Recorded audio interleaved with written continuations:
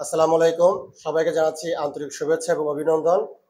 আজকে আমি আপনাদের সাথে টাইম ভ্যালু অফ মানি এই অধ্যায়ের 10 নম্বর ক্লাস নিয়ে আলোচনা করব। আজকে আমি আপনাদের সাথে 41 নম্বর থেকে 50 নম্বর পর্যন্ত মোট 10টি অঙ্ক নিয়ে আলোচনা করব। এই অঙ্কগুলো খুবই ইম্পর্টেন্ট, প্রায় প্রতি বছর বিভিন্ন বোর্ডে এই অঙ্কগুলো আসে, ঠিক আছে? যেহেতু টাইম ভ্যালু অফ মানি একটা বড় একটা অধ্যায়, এই জন্য এখান থেকে 2-3টা অঙ্ক করলে কিন্তু আমাদের সম্পূর্ণ বইটা শেষ হবে না। প্রচুর পরিমাণ অঙ্কগুলো করতে হবে, বিভিন্ন নিয়মের অঙ্কগুলো করতে হবে। তা আজকে আমরা যে নিয়মের অঙ্কগুলো করবো সেটা খুবই গুরুত্বপূর্ণ। 41 নম্বর অঙ্কে বলা হয়েছে, your rich uncle has offered you a choice of one of the three following alternatives. তার মানে আপনার একজন ধনী একজন আঙ্কেল আছে, সে আপনাকে 3টা অফার দিছে। এই 3টি অফারের মধ্যে যে কোনো একটি অফার আপনাকে বেছে নিতে হবে। এই ধরনের অঙ্কের ক্ষেত্রে আমাদের অবশ্যই প্রেজেন্ট ভ্যালুর সাথে ব্যবহার করতে হয়। অর্থাৎ আমার কাছে যদি একাধিক অপশন থাকে, কেউ যদি আমার যদি একাধিক অফার দেয়, সেখান থেকে যে কোনো একটাকে যদি বেছে নিতে বলে, তাহলে অবশ্যই আমাদের প্রেজেন্ট ভ্যালুর সাথে ব্যবহার করতে হবে। অর্থাৎ পিভির মান বের করতে হবে। যার পিভির মান সবচেয়ে বেশি হবে তাহলে সেটা আমরা গ্রহণ করব। যদি আমি পাওয়ার ক্ষেত্রে যার পিভির মান সবচেয়ে বেশি হবে সেটা গ্রহণ করতে হবে। আর দেওয়ার ক্ষেত্রে যার পিভির মানটা সবচেয়ে কম হবে সেটা গ্রহণ করব, ঠিক আছে? যেহেতু এখানে আমাকে অফার দিয়েছে, অর্থাৎ টাকাটা কিন্তু আমি পাবো, এই জন্য দেখতে হবে যে এই 3টে অপশনের মধ্যে পিভির মান সবচেয়ে বেশি কোনটা। যেটাই বেশি হবে সেটাকে আমাকে অ্যাকসেপ্ট করতে হবে। এই 3টের মধ্যে কিন্তু যে কোনো একটা নিতে হবে বেশি, ঠিক আছে? 3টা নিলে হবে না। এখানে আমাকে বলছে যে এ নাম্বার অপশনে বলছে যে তুমি যদি এখন 10,000 টাকা নাও তাহলে তুমি এখন এই মুহূর্তে 10,000 টাকা নিতে পারবা। তাহলে এ নাম্বার অপশনের প্রেজেন্ট ভ্যালু হবে আমাদের 10,000 টাকাই, ঠিক আছে? এটা কোনো পরিবর্তন হবে না, অর্থাৎ এটা প্রেজেন্ট ভ্যালু কিন্তু এটাই হবে, ঠিক আছে? তাহলে পিভি সমান 10,000 টাকা। তারপর আমাদের বি নাম্বার অপশন বলছে যে টাকা 2,000 এয়ার বলতে বোঝানো হয় প্রতি বছর, ফর 8 ইয়ার্স, আগামী 8 বছর পর্যন্ত। তার মানে এখানে প্রতি বছর 2,000 টাকা করে দিবে, আগামী 8 বছর পর্যন্ত দিবে।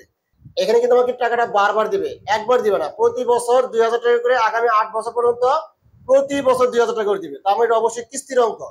কিস্তি বলতে বোঝানো হয় যে পরিমাণ টাকা প্রতি বছর বছর, অর্থাৎ নির্দিষ্ট পরিমাণ টাকা বছর বছর বা প্রতি মাসে মাসে একাধিক পাওয়া যাবে, সেটা কিন্তু কিস্তি। যেহেতু এখানে 2,000 টাকা প্রতি বছর বছর পাবো, আগামী 8 বছর পর্যন্ত প্রতি বছর পাবো, তাহলে অবশ্যই এই 2,000 টাকা আমাদের কিস্তি পরিমাণ দেওয়া আছে, আর এটা কিন্তু কিস্তির অঙ্ক। তাহলে আমরা বলতে পারি এখানে আমাদের এর মান দেওয়া আছে 2,000 টাকা। এ দ্বারা বোঝানো হয় কিস্তির পরিমাণ। যে পরিমাণ টাকা প্রতি বছর বছর পাবো বা দিব সেটা কিন্তু আমাদের এর মান, ঠিক আছে? সেটা মাসে হতে পারে, 3 মাস পর পর হতে পারে, 4 মাস পর পর হতে পারে, 6 মাস পর পর হতে পারে, বছর হতে পারে। যেহেতু এখানে বছরে বছর দিবে আমাকে প্রতি বছর, এয়ার বলতে বোঝানো হয় প্রতি বছর। প্রতি বছর দিবে 2,000 টাকা করে আগামী 8 বছর পর্যন্ত। আমাদের অবশ্যই এর মান দেওয়া আছে, অর্থাৎ কিস্তি পরিমাণ দেওয়া আছে। আর আর এর মান দেওয়া আছে আমাদের 11%, তার মানে 11% কে আমাদের পয়েন্ট ডাবল ওয়ান ধরে লেখা যায়। আর এর মান দেওয়া আছে আমাদের 8 ইয়ার্স, 8 বছর। আর এখানে আমাদের পিভি মানটা বের করতে হবে। যেহেতু আমাদের এখানে কিস্তি পরিমাণ দেওয়া আছে, এই জন্য আমাদের অবশ্যই প্রেজেন্ট ভ্যালু কিস্তি সূত্র ব্যবহার করতে হবে। তাহলে আমাদের প্রেজেন্ট ভ্যালু কিস্তি সূত্র হবে এ সেকেন্ড ব্র্যাকেট 1 মাইনাস 1 প্লাস আর, পাওয়ার হলো মাইনাস এন, সেকেন্ড ব্র্যাকেট নিচে হলো আর। আমরা জানি প্রেজেন্ট ভ্যালু কিস্তি সূত্র কিন্তু এটা, বিগত ক্লাসগুলোতে কিন্তু আমরা এই সূত্রই ব্যবহার করেছি, ঠিক আছে? তাহলে এখানে এর মান দেওয়া আছে 2,000 টাকা, সেকেন্ড ব্র্যাকেট, এখন যার যার যে মান দেওয়া আছে সেই মানগুলো বসাবো। আর এর মান দেওয়া আছে 0.11, আর মাইনাস এন এর মান দেওয়া আছে 8, ঠিক আছে? তাহলে এখানে 0.11 বসাবো। এখন আমাদের এই মানগুলো সম্পূর্ণ ক্যালকুলেশন করতে হবে। 2,000 টাকা বসাবো, আর এই সম্পূর্ণ মানটা ক্যালকুলেশন করলে আমাদের কত বের হবে সেটা আমাদের সাইন্টিফিক বের করতে হবে, ঠিক আছে? এই যে এখানে, তাহলে এখানে 1 minus bracket 1 plus 0.11 bracket power minus 8। এখানে যে মানটা বের হয়েছে এই মানটা কিন্তু এই সম্পূর্ণ মান। এখানে এটা থেকে 0.11 দ্বারা ভাগ করবো, যে ভাগ 0.11, ঠিক আছে? আর এই ক্যালকুলেশন কিভাবে করতে হতো বিগত ক্লাসগুলোতে কিন্তু দেখে দিছি, ঠিক আছে? তাহলে এই সম্পূর্ণ মানটা বের হবে 5.1461222761। মানে এই সম্পূর্ণ ক্যালকুলেশন করলে আমাদের কিন্তু এই মানটা বের হবে। এখন আমাদের কি করতে হবে, এই মানের সাথে এটা গুণ করলে যেটা বের হবে সেটা কিন্তু অঙ্কের রেজাল্ট। তার মানে 2,000 যদি গুণ করি আমাদের বের হবে 10,292 টাকা। অর্থাৎ প্রতি বছর বছর যদি আমাকে 2,000 টাকা করে দেয় আগামী 8 বছর পর্যন্ত, তাহলে সেই 8 বছরের বর্তমান মূল্য হবে, অর্থাৎ এই 2,000 টাকার কিস্তির বর্তমান মূল্য হবে আমাদের 10,292 টাকা। আশা করি আপনারা সবাই এটা বুঝতে পারছেন, ঠিক আছে? এরপর আমাদের সি নাম্বার বলা হয়েছে টাকা 24,000 at the end of 8 years, অর্থাৎ সি নাম্বার বলা হয়েছে যে 8 বছর পরে আমাকে এককালীন মানে একবার 24,000 টাকা দিবে। এখানে 3টা অপশন ছিল, যদি আমাকে এখন নিতে বলে তাহলে 10,000 নিব, অন্যথায় বি নাম্বার বলা হয়েছে যে প্রতি বছর বছর 2,000 টাকা দিবে আগামী 8 বছর পর্যন্ত, প্রতি বছর বছর 2,000 টাকা দিবে। আর সি নাম্বার অপশনে বলছে আমি যদি এ যদি না নেই বি যদি না নেই, সি নাম্বার বলছে 8 বছর পরে আমাকে 24,000 টাকা দিবে, 8 বছর পরে। তার মানে 8 বছর পরে কিন্তু আমার একবার একসাথে এককালীন 24,000 টাকা দিবে। 24,000 কিন্তু বারবার দিবে না, অর্থাৎ এই 8 বছরের মধ্যে আর কোনো টাকা পয়সা আমাকে দিবে না। 8 বছর পরে একবার একসাথে এককালীন 24,000 দিবে। তার মানে ধরে নিতে পারি যে 24,000 টাকা আমাদের ফিউচার গুলো এককালীন অঙ্ক, তাই না? কারণ টাকাটা কিন্তু আমি একবার পাবো, বারবার পাবো না। তাহলে আমাদের এই 24,000 টাকা মান দেওয়া আছে আমাদের এই বির মান, অর্থাৎ ফিউচারের মান দেওয়া আছে 24,000 টাকা। কারণ এই 24,000 টাকা কিন্তু আমি 8 বছর পরে একবারই পাবো, বারবার পাবো না। 8 বছর পর যেহেতু আমি একবারই টাকা পাবো, তাহলে অবশ্যই আমাদের ফিউচারের মান দেওয়া আছে। তাহলে আমাদের ফিউচার মান হবে 24,000 টাকা। আর এর মান হবে আমাদের 0.11, আর এন এর মান হবে আমাদের 8 ইয়ার্স। আর এখানে আমাদের পিবি মান বের করতে বলছে, যেহেতু আমাদের এটা এককালীন অঙ্ক, কারণ 8 বছর পরে কিন্তু টাকা কিন্তু আমি একবারে পাবো, বারবার পাবো না। যদি টাকা প্রতি বছর বছর বা প্রতি মাসে মাসে বারবার পাইতাম তখন কিন্তু আমাদের কিস্তি হইতো। যেহেতু টাকা কিন্তু আমি একবারই পাবো, অর্থাৎ 8 বছর পরে একবার পাবো, তার মানে আমাদের এককালীন অঙ্ক। এখানে ফিউচার ভ্যালু মান দেওয়া আছে, আমাদের প্রেজেন্ট ভ্যালু মান বের করতে হবে। আমরা সবাই জানি প্রেজেন্ট ভ্যালুর এককালীন সূত্র হলো উপরে এ বি, নিচে 1 + r পাওয়ার হলো n। এটা কিন্তু আমাদের প্রেজেন্ট ভ্যালুর এককালীন সূত্র, সবাই জানি আমরা, ঠিক আছে? তাহলে এ বির মান হবে আমাদের 24,000 টাকা, আর 1 + r এর মান হবে 0.11, আর n এর মান হবে আমাদের 8। এখন এই মানটা এখানে বসিয়ে ক্যালকুলেশন দিলে আমাদের অঙ্কটা হয়ে যাবে, ঠিক আছে? তাহলে 24,000 টাকা, এখন এই মানটা কিভাবে বের করতে হয় সেটা আমরা সবাই জানি। তাহলে 1.11 কে আমরা যদি 8 দ্বারা পাওয়ার করি, আমাদের মান বের হবে 2.3045377, না 777, ঠিক আছে? এখন এটাতে ভাগ করবো আমরা। তাহলে 24,000 টাকাকে আমি যদি এটাতে ভাগ করি, ভাগ করলে আমাদের আসবে 10,414 টাকা। তাহলে আমাদের 8 বছর পরে 24,000 টাকার বর্তমান মূল্য হলো 10,414 টাকা, ঠিক আছে? এখন আমাকে দেখতে হবে, যেহেতু এখানে আমাকে অফার দিছে বা 3টার মধ্যে কোনটা গ্রহণ করব, তাহলে অবশ্যই এই 3টার মধ্যে দেখতে হবে প্রেজেন্ট ভ্যালু মান সবচেয়ে বেশি কোনটা। এ নাম্বারের প্রেজেন্ট ভ্যালু মান দেওয়া আছে 10,000, আর বি নাম্বারের প্রেজেন্ট ভ্যালু মান দেওয়া আছে 10,292 টাকা, এবং সি নাম্বারের প্রেজেন্ট ভ্যালু মান দেওয়া আছে আমাদের 10,414 টাকা।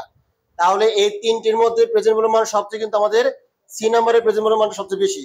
তাহলে আমাদের এই সি নাম্বার অপশনটা গ্রহণ করা উচিত। তাহলে আমাদের কমেন্টে লিখতে হবে I should accept alternative C because it's PB is the highest. আমাদের এই 3টে অপশনের মধ্যে সি অপশনটা গ্রহণ করা উচিত, কারণ সি এর অপশনের বর্তমান মূল্য কি সবচেয়ে বেশি। আপনারা কমেন্টে অবশ্যই অঙ্কের ডাকে দেখতে পাচ্ছেন, মানে কমেন্টে নিজের ভাষায় লিখবেন। অর্থাৎ মূল কথা হলো এই 3টে অপশনের মধ্যে যার পিবি মান সবচেয়ে বেশি হবে সেটা আমাদের গ্রহণ করতে হবে, এটাই মূল কথা। 41 নম্বর অঙ্ক এবং 42 নম্বর অঙ্ক কিন্তু সেম অঙ্ক, কোনো পার্থক্য নাই, ঠিক আছে? 41 নম্বর অঙ্কে আমাদের 3টা অপশন ছিল, এবং 42 নম্বর অঙ্কে কিন্তু আমাদের 2টা অপশন দেওয়া আছে। এখানে 42 নম্বর অঙ্কে বলছে যে ইউর ফাদার, তোমার বাবা has offered A choice one of the, তুমি কোনটা গ্রহণ করবে সেটা গ্রহণ করতে বলছে। মানে নিচের 2টা অপশনের মধ্যে কোনটা গ্রহণ করতে হবে সেটা তোমাকে বেছে নিতে বলছে। এই নাম্বার বলছে যে টাকা 1 লাখ নাও, মানে এখন যদি নাও তাহলে 1 লাখ দিতে হবে, তাহলে প্রেজেন্ট ভ্যালু মান হবে আমাদের 1 লক্ষ টাকা। এটা কোনো অঙ্ক করতে হবে না। তারপরে বি নাম্বার অপশনে বলছে টাকা 2,40,000 at the end of 8 years, অর্থাৎ 8 বছর পরে কিন্তু আমাকে এককালীন 2,40,000 টাকা দিবে। এই 8 বছরের মধ্যে আর কোনো টাকা পয়সা আমাকে দিবে না, ঠিক আছে? 8 বছর পরে একসাথে একবার এককালীন আমাকে 2,40,000 টাকা দিবে। 8 বছর পরে একবার দিবে, তার মানে অবশ্যই এককালীন অঙ্ক, কিস্তির অঙ্ক না। তাহলে আমাদের অবশ্যই ফিউচার ভ্যালু মান দেওয়া আছে 2,40,000 টাকা, এটা কিন্তু ফিউচার ভ্যালু মান দেওয়া আছে। তাহলে আমাদের আর এর মান দেওয়া আছে, এখানে দেখতে হবে যে আর এর মান দেওয়া আছে আমাদের 10%। 10% কে আমাদের 0.12 লিখতে পারি, তাই না? আর এন এর মান দেওয়া আছে আমাদের 8 ইয়ার্স, কারণ 8 বছর পরে দিবে। যেহেতু আমাদের এককালীন অঙ্ক, আর প্রেজেন্ট ভ্যালুর এককালীন সূত্র হবে আমাদের উপরে এ বি, নিচে কত 1 + r পাওয়ার কত n, তাই না? তাহলে আমাদের এ বি মান দেওয়া ছিল 2,40,000 টাকা, আর 1 + r এর মান হবে 0.10, পাওয়ার হবে আমাদের 8। এখন আমাদের এই মানটা বের করে 2,40,000 টাকা কে এই মান দ্বারা ভাগ করলেই যে মানটা বের হবে সেটা কিন্তু অঙ্কের রেজাল্ট। আশা করি তোমরা সবাই বুঝতে পারছো।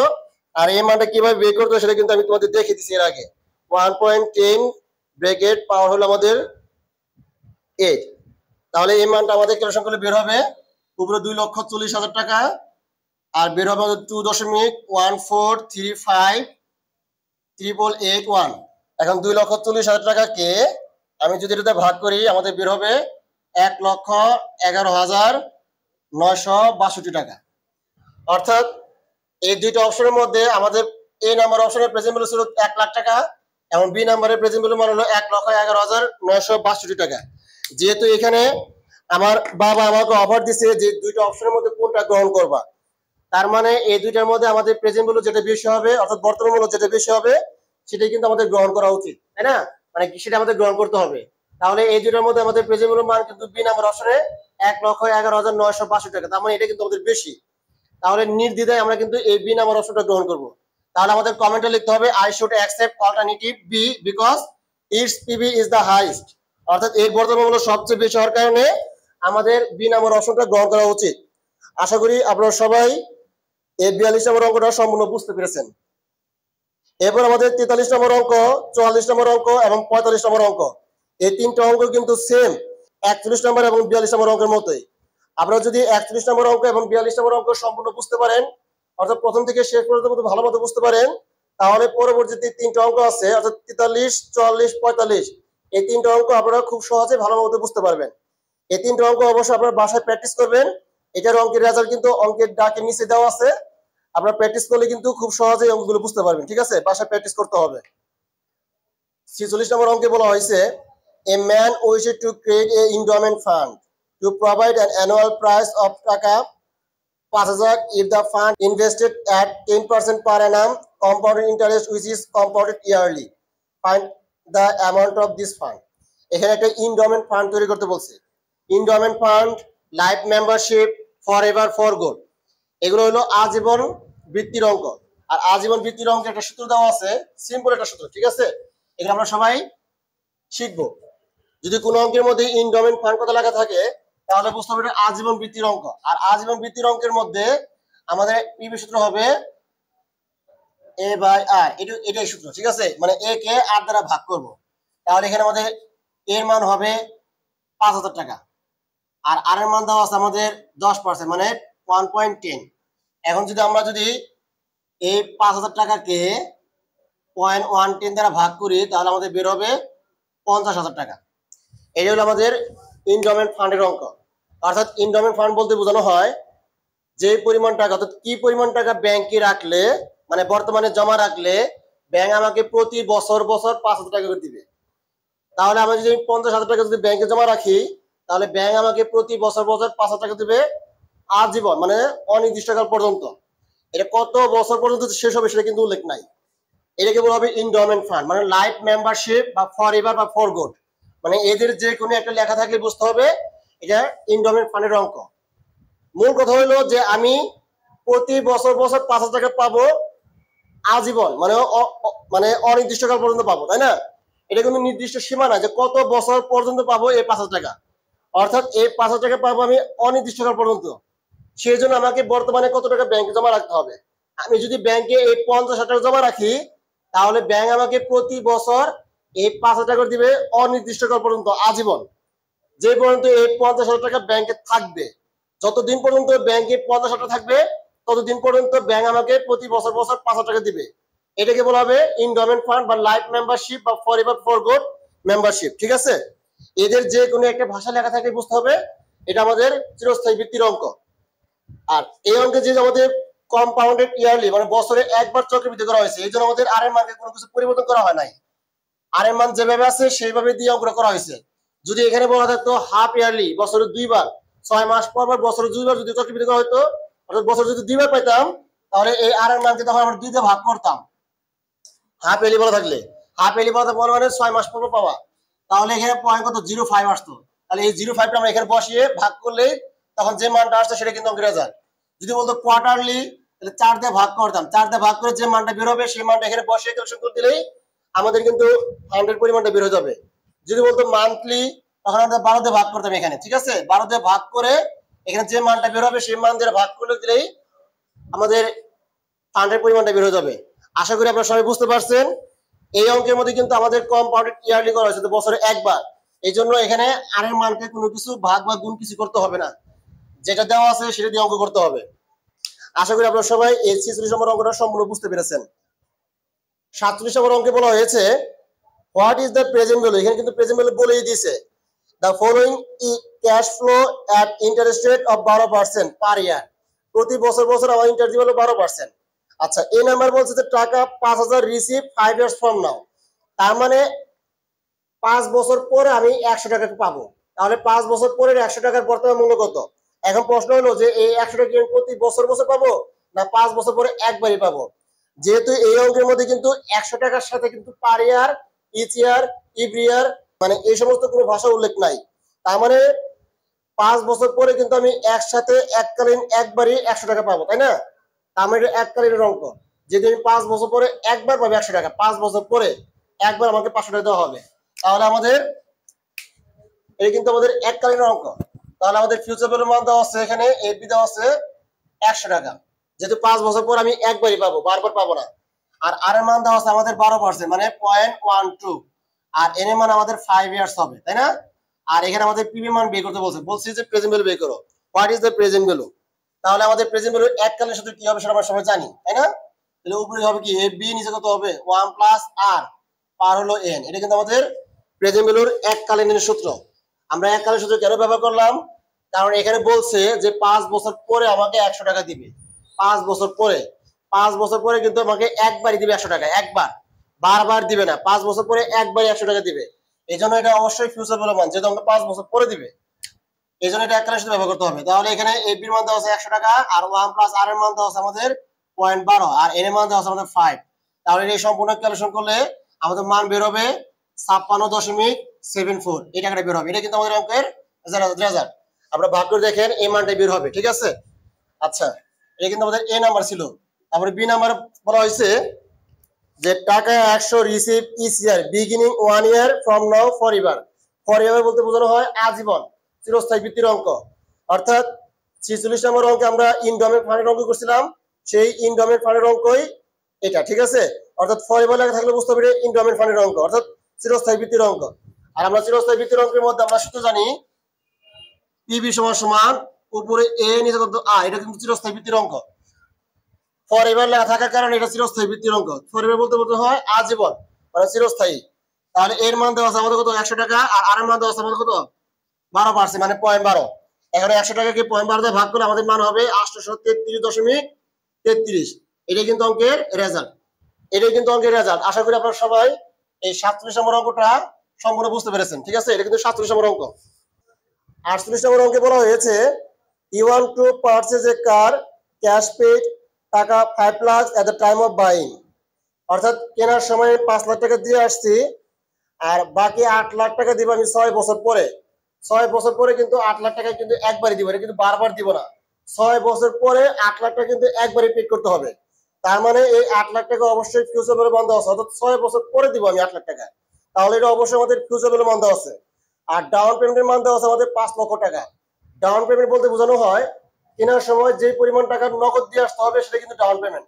অর্থাৎ যে কোনো পণ্য ক্রয় করার সময় যে পরিমাণ টাকা দিয়ে আসবো সেটা কিন্তু আমাদের ডাউন পেমেন্ট। যেহেতু এখানে আমি কেনার সময় 5 লাখ টাকা দিয়ে আসছি, এট দ্য টাইম অফ বাইং মানে কেনার সময় আমি 5 লাখ টাকা দিয়ে আসছি, এই 5 লাখ টাকা অবশ্যই আমাদের ডাউন পেমেন্টের পরিমাণ, ঠিক আছে? আর বাকি 8 লাখ টাকা দিব আমি 6 বছর পরে। তাহলে এই গাড়িটির বর্তমান মূল্য কত হবে সেটা বের করতে বলছে। আর ইন্টারেস্ট দেওয়া আছে আমাদের 10%। বলছে what would be the cash price of the car, মানে গাড়িটির নগদ মূল্যের পরিমাণ কত। তাহলে এখানে আমাদের লিখতে পারি ডাউন পেমেন্ট দেওয়া আছে, ডাউন পেমেন্ট দেওয়া আছে আমাদের 5 লক্ষ টাকা, তাই না? 5 লাখ টাকা দেওয়া আছে ডাউন পেমেন্ট, 5 লাখ টাকা। আর কেনার সময় দেওয়া আছে আমাদের, কেনার সময় 5 লাখ টাকা দিয়ে আসছি, আর বাকি 8 লাখ টাকা দিব আমি 6 বছর পরে।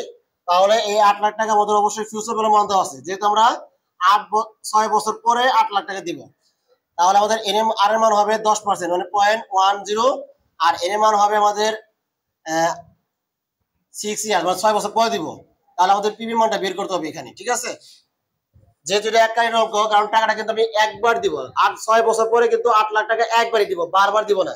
তার মানে প্রতি বছর বছর 8 লাখ টাকা দিব না, 8 লাখ টাকা দিব হলো 6 বছর পরে একবার, মানে একবারই 8 লাখ টাকা দিব। তাহলে এটা অবশ্যই এককালীন অঙ্ক।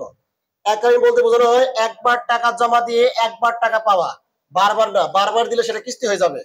যেহেতু 8 লাখ টাকা আমি 6 বছর পর একবার দিব, তাহলে এটা অবশ্যই এককালীন অঙ্ক। আর এককালীন অঙ্কের ক্ষেত্রে প্রেজেন্ট ভ্যালু সূত্র হবে পিবি সমান সমান উপরে এফ বি নিচে 1+r পাওয়ার হলো n। এটা কিন্তু আমাদের এককালীনের সূত্র। তাহলে আমাদের ফিউচার মান দেওয়া আছে 8 লক্ষ টাকা। এই 8 লক্ষ টাকাকে প্লাস 0.10 পাওয়ার কত আমাদের 6। এখন এই সম্পূর্ণ মান করলে আমাদের যে মানটা বের হবে সেটা কিন্তু আমাদের রেজাল্ট। ঠিক আছে, প্রথমে আমাদের কি করতে হবে, এম মানটাকে বের করতে হবে।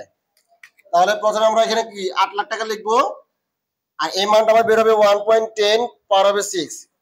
তাহলে এই মানটা হলো 1771561। এখন 8 লাখ টাকাকে যদি আমি এটা ভাগ করি তাহলে আমার মান হবে 4,51,579 টাকা। এটা কিন্তু আমাদের এই 8 লাখ টাকার বর্তমান মূল্য 4,51,579 টাকা। তাহলে আমাদের মোট অর্থাৎ total cash price of the car, মানে গাড়িটির নগদ মূল্য পরিমাণ হবে, total cash price of the car মানে গাড়িটির নগদ পরিমাণ হবে আমাদের ডাউন পেমেন্টের টাকা এবং এই যে 8 লাখ টাকার বর্তমান মূল্য যেটা বের হয়েছে এই টাকা এবং এই টাকা কি করবো, যোগ করে দিবে। তাহলে এই 5 লক্ষ টাকার সাথে আমাদের 8 লাখ টাকার যে বর্তমান মূল্য বের হয়েছে 4,51,579 টাকা, তাই না? 579 টাকা, এই টাকা যোগ করে দিলে আমাদের মোট টাকা বের হবে 4 আর 5 যোগ করে 9 লক্ষ হবে। তাহলে 9,51,579 টাকা। এটাই কিন্তু আমাদের অঙ্কের রেজাল্ট। আশা করি আপনারা সবাই বুঝতে পারছেন। আর ডাউন পেমেন্টের অঙ্ক যতগুলো আছে সমস্ত অঙ্কের ক্ষেত্রে কিন্তু আমাদের অবশ্যই প্রেজেন্ট ভ্যালু সূত্র ব্যবহার করতে হয়। প্রেজেন্ট ভ্যালু সূত্রে কয়েকটা পদ্ধতি আছে যেগুলো আমাদের মাথায় রাখতে হবে। অর্থাৎ যদিও কোনো অঙ্কের মধ্যে স্পষ্ট বলে দেয় যে প্রেজেন্ট ভ্যালু বের করো, সেক্ষেত্রে আমাদের প্রেজেন্ট ভ্যালু বের করতে হবে। তারপরে যে কোনো মন্তব্যজনিত অঙ্ক অর্থাৎ কমেন্ট, যে অঙ্কের মধ্যে কমেন্ট করতে বলবে, অর্থাৎ আমার কাছে একাধিক অপশন আছে, একাধিক অপশনের মধ্যে যে কোনো একটা যদি বেছে নিতে বলে তাহলে সেক্ষেত্রে আমাদের অবশ্যই প্রেজেন্ট ভ্যালু সূত্র ব্যবহার করতে হবে। যার প্রেজেন্ট ভ্যালুর মানটা সবচেয়ে বেশি হবে, যদি আমাকে অফার দেয়, মানে আমি যদি পাওয়ার ক্ষেত্রে যার প্রেজেন্ট ভ্যালু সবচেয়ে বেশি হবে সেটা আমি গ্রহণ করব একাধিক অপশনের মধ্যে। আর দেওয়ার ক্ষেত্রে যার প্রেজেন্ট ভ্যালু সবচেয়ে কম হবে সেটা অ্যাকসেপ্ট করতে হবে। আর ডাউন পেমেন্ট অঙ্কের ক্ষেত্রে কিন্তু আমাদের প্রেজেন্ট ভ্যালু ব্যবহার করতে হবে। ডাউন পেমেন্ট অঙ্ক কিভাবে বুঝবো, যে কোনো সম্পত্তি ক্রয় করার সময় প্রথমে ক্রয়ের সময় যে পরিমাণ টাকা দিয়ে আসতে হবে সেটা কিন্তু ডাউন পেমেন্ট। এই ধরনের অঙ্কের ক্ষেত্রে অবশ্যই আমাদের কি করতে হবে, প্রেজেন্ট ভ্যালু সূত্র ব্যবহার করতে হবে। যদি কিস্তির অঙ্ক হয় তাহলে কিস্তির সূত্র ব্যবহার করবো, আর যদি এককালীন হয় তাহলে এককালীন সূত্র ব্যবহার করবো। এককালীন সূত্র ব্যবহার করে আমাদের মোট ডাউন পেমেন্টের মানে সম্পত্তির মূল্যটা বের করতে হবে। অর্থাৎ ডাউন পেমেন্টের টাকাটা এবং প্রেজেন্ট ভ্যালুর টাকাটা দুটো যোগ করে আমাদের মোট সম্পত্তির মূল্যটা বের করতে হবে। ঠিক আছে, আশা করি আপনারা সবাই এটা বুঝতে পারছেন। অর্থাৎ ডাউন পেমেন্টের যতগুলো অঙ্ক আছে সমস্ত অঙ্কগুলো কিন্তু একই রকম। এরপর আমাদের 49 নম্বর অঙ্কে বলছে, এটা লক্ষ্য করুন সবাই, 49 নম্বর অঙ্ক ডাকটা কি বলছে সবাই লক্ষ্য করেন। ডাকটা নিজের ভাষা পড়তে হবে। এক্সওয়াই কোম্পানি পারচেজ এ মোটর কার টাকা 10 লক্ষ on the condition that down payment 4 লক্ষ টাকা। তার মানে একটা মোটর গাড়ি ক্রয় করছে, সেই মোটর গাড়ির বর্তমান দাম হলো 10 লক্ষ টাকা। এটা প্রেজেন্ট ভ্যালু অর্থাৎ বর্তমান দাম দেওয়া আছে 10 লক্ষ টাকা। তাহলে এই 10 লক্ষ টাকার মধ্যে ডাউন পেমেন্ট অর্থাৎ কেনার সময় দেওয়া আছে 4 লক্ষ টাকা। বাকি যে 6 লক্ষ টাকা থাকে সেই 6 লক্ষ টাকার জন্য কত টাকা করে কিস্তি দিতে হবে সেটা আমাদের বের করতে বলছে, অর্থাৎ 6 লক্ষ টাকার কিস্তির পরিমাণটা বের করতে বলছে। তাহলে আমাদের এখানে ডাউন পেমেন্টের পরিমাণ হবে 4 লক্ষ টাকা। এই 4 লাখ টাকার কোনো অঙ্ক কাজ হবে না। যখন আমাদের কিস্তি পরিমাণ বের করতে বলবে তখন কিন্তু এই ডাউন পেমেন্টের টাকা কোনো কাজে আসবে না। শুধুমাত্র 10 লক্ষ টাকা থেকে অর্থাৎ মোটর গাড়ির যে বর্তমান টোটাল যে দাম দেওয়া আছে 10 লক্ষ টাকা, সেই 10 লক্ষ টাকা থেকে এই 4 লক্ষ টাকা বাদ দেওয়ার পরে আমাদের যে বাকি 6 লক্ষ টাকা থাকে 6 লক্ষ টাকার কাজটা এখানে করতে হবে। 4 লক্ষ টাকার কাজ এখানে আসবে না। কেন আসবে না? কারণ এই অঙ্কের মধ্যে আমাদের কিন্তু কিস্তি পরিমাণ বের করতে বলছে। যখন কোনো অঙ্কের মধ্যে কিস্তি পরিমাণ বের করতে বলবে তখন কিন্তু আমাদের ডাউন পেমেন্টের মানটা যোগ হবে না। তাহলে এই 10 লক্ষ টাকা থেকে এই ডাউন পেমেন্ট টাকাটা বাদ দিয়ে আমাদের যে 6 লক্ষ টাকা, সেই 6 লক্ষ টাকাকে প্রেজেন্ট ভ্যালু ধরে আমাদের এর মান বের করতে বলছে। তাহলে আমাদের প্রেজেন্ট ভ্যালু মান ধরতে পারি 10 লক্ষ টাকা থেকে 4 লক্ষ টাকা বাদ দেওয়ার পর, তাহলে বাকি থাকে কত, আমাদের 6 লক্ষ টাকা থাকে। আমরা এখানে দেখে দিতে পারি যে 10 লক্ষ মাইনাস হলো 4 লক্ষ টাকা, কারণ এই 4 লক্ষ টাকা আমরা কেনার সময় দিয়ে আসছি, তাই না? তাহলে এই 4 লক্ষ টাকা বাদে থাকে কত, আমাদের 6 লক্ষ টাকা। তাহলে এই 6 লক্ষ টাকার কিস্তি পরিমাণটা বের করতে বলছে। তাহলে আমাদের এখানে আর এর মান হবে আমাদের কত দেওয়া আছে, কত পার্সেন্ট সবাই লক্ষ্য করি। আর এর মান দেওয়া আছে আমাদের 12%। 12% বলতে 1-2 বোঝানো হয়। আর এর মান দেওয়া আছে আমাদের কয়টা কিস্তি দিচ্ছে এখানে, 15 বছর পর্যন্ত কিস্তি দিচ্ছে। তাহলে আমাদের এখানে 15টা এর মান। এখানে বলে দিছে যে equal installment for 15 years, find the annual installment, মানে কিস্তি পরিমাণ বের করো। আর কিস্তি পরিমাণ বলতে বোঝানো হয় আমাদের এর মান, তাই না? এ দ্বারা বোঝানো হয় কিস্তি পরিমাণ। তাহলে এর মানটা আমাদের বের করতে বলছে। আমরা জানি কিস্তির অঙ্কের ক্ষেত্রে যার মান দেওয়া থাকে তার সূত্র ব্যবহার করতে হয়। তাহলে এই অঙ্কের মধ্যে আমাদের কিন্তু প্রেজেন্ট ভ্যালু মান দেওয়া আছে। তাহলে যেহেতু কিস্তি পরিমাণ বের করতে বলছে, তাহলে অবশ্যই আমাদের কি প্রেজেন্ট ভ্যালু সূত্র ব্যবহার করতে হবে, যেহেতু প্রেজেন্ট ভ্যালু মান দেওয়া আছে। কিস্তির অঙ্কের ক্ষেত্রে যার মান দেওয়া থাকবে তার সূত্র ব্যবহার করতে হবে। যদি প্রেজেন্ট ভ্যালু মান দেওয়া থাকে তাহলে প্রেজেন্ট ভ্যালু সূত্র ব্যবহার করব, প্রেজেন্ট ভ্যালু সূত্র ব্যবহার করে আমাদের এর মান বের করতে হবে। আর যদি ফিউচার ভ্যালু মান দেওয়া থাকে তাহলে ফিউচার ভ্যালু সূত্র ব্যবহার করে আমাদের এর মান ব্যবহার করতে হবে। যেহেতু এই অঙ্কের মধ্যে আমাদের প্রেজেন্ট ভ্যালু মান দেওয়া আছে, তাহলে অবশ্যই আমাদের চোখ বুঝে প্রেজেন্ট ভ্যালু সূত্র ব্যবহার করতে হবে, ব্যবহার করে আমাদের এর মানটা বের করতে হবে। তাহলে আমাদের প্রেজেন্ট ভ্যালু সূত্র হবে, কিছু সূত্র আমরা সবাই জানি, এ তারপর 1 মাইনাস 1 প্লাস আর পাওয়ার হলো মাইনাস এন, নিচে হলো আর। এটা কিন্তু আমাদের প্রেজেন্ট ভ্যালু কিস্তি সূত্র, তাই না? তাহলে পিবির মান দেওয়া আছে আমাদের 6 লক্ষ টাকা দেওয়া আছে, এখানে বসাবো 6 লক্ষ টাকা। তারপর আমাদের এর মান এখানে যেভাবে সেভাবে থাকবে। তারপর বাকি যে মানগুলো দেওয়া আছে 1 মাইনাস 1 প্লাস আর এর মান দেওয়া আছে 0.12, আর এন এর মান দেওয়া আছে এখানে কিন্তু আমাদের এন হবে, ঠিক আছে? এন এর মান দেওয়া আছে আমাদের 15 দেওয়া আছে, আর এখানে আমাদের হবে 1.12 হবে। এখন এই সম্পূর্ণ মানটা কিভাবে বের করতে হয় সেটা কিন্তু আমি অনেক অঙ্কের মধ্যে দেখে দিচ্ছি, ঠিক আছে? তাহলে 6 লক্ষ টাকা এইভাবে থাকবে, আর এর মানটা এখানে রেখে এই সম্পূর্ণ মানটা আমাদের বের করতে হবে। এই সম্পূর্ণ মানটা অবশ্যই আমাদের সায়েন্টিফিক ক্যালকুলেটর ব্যবহার করতে হবে, ঠিক আছে? তাহলে প্রথমে আমাদের এই উপরে যেভাবে আছে সেভাবে বসাবো। 1 মাইনাস ব্র্যাকেট 1.12, তারপর ব্র্যাকেট পাওয়ার হলো মাইনাস 15। তাহলে এখানে যে মানটা বের হয়েছে এই মানটা কিন্তু এই যে উপরে এই সম্পূর্ণ মান, তাহলে ভাগ করতে হবে 0.12 দ্বারা। ভাগ করলে আমাদের বের হবে 6.810864489। এটা কিন্তু আমাদের বের করতে হবে। এই সম্পূর্ণ মানটা ক্যালকুলেশন করলে আমাদের কিন্তু এই মানটা বের হবে, ঠিক আছে? এখন যেহেতু আমাদের এর মানটা বের করতে বলছে, তাহলে এর মানটা এখানে রেখে 6 লক্ষ টাকাকে এই মান দ্বারা ভাগ করলে আমাদের মান বের হয়ে যাবে 6. তাহলে 6 লক্ষ টাকাকে আমি যদি এটা দ্বারা ভাগ করি তাহলে বের হবে আমাদের এ সমান সমান 88,095 টাকা বের হবে। এই মানটা এখানে বসাবো আমরা 81086489, ঠিক আছে? ভাগ করে আমাদের এই মানটা বের হয়ে যাবে। আশা করি আপনারা সবাই বুঝতে পারছেন। আমরা কিন্তু এটা ভাগ পরীক্ষা না দেখে দিলে হয়। আমি যদি এটা না দেখে দিই, সরাসরি যদি এটাকে যেটা ভাগ দিই, অর্থাৎ 6 লক্ষ টাকা কেটে ভাগ দিয়ে সরাসরি নামে দিয়ে, তাও কিন্তু অঙ্ক হবে। কারণ এই ভাগ দেখানো আসলে এখন তো আমরা অনেক বড় হয়েছি, তাই না? এই ভাগ দেখানোর কাজ হলো যারা ছোট প্রমাণ থাকে তাদের কিন্তু এই ভাগ দেখে দেয়। জিনিসটা খারাপ দেখা যায়, আমরা সরাসরি যদি এই 6 লক্ষ টাকা কেটে ভাগ দিই, ভাগ দিয়ে আমরা সরাসরি নামে দিলেও অঙ্ক হয়ে যাবে, মানে ভাগ দেখে না দিলেও হবে।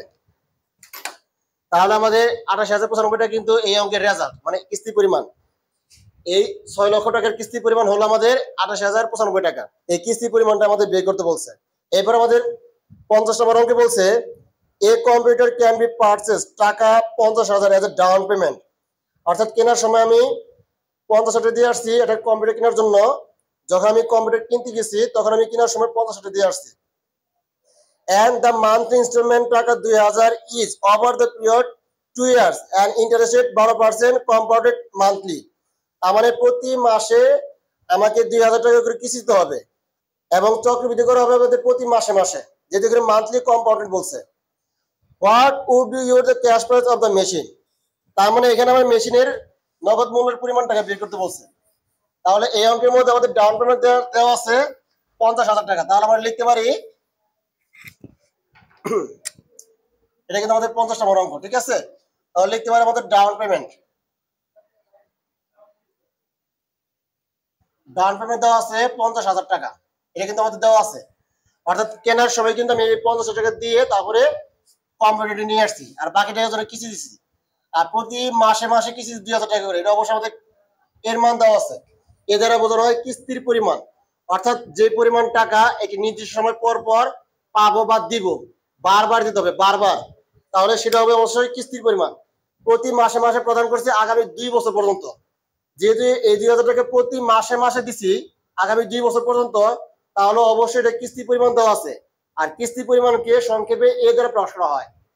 এ দ্বারা বোঝানো হয় অ্যামাউন্ট অফ ইনস্টলমেন্ট, অর্থাৎ কিস্তির পরিমাণ। আর এখানে আমাদের মান আসবে, মান 12 হবে। দ্বারা বোঝানো হয় নাম্বার অফ কম্পাউন্ডিং ইন ইয়ার, অর্থাৎ বছরের চক্রবৃদ্ধির সংখ্যা।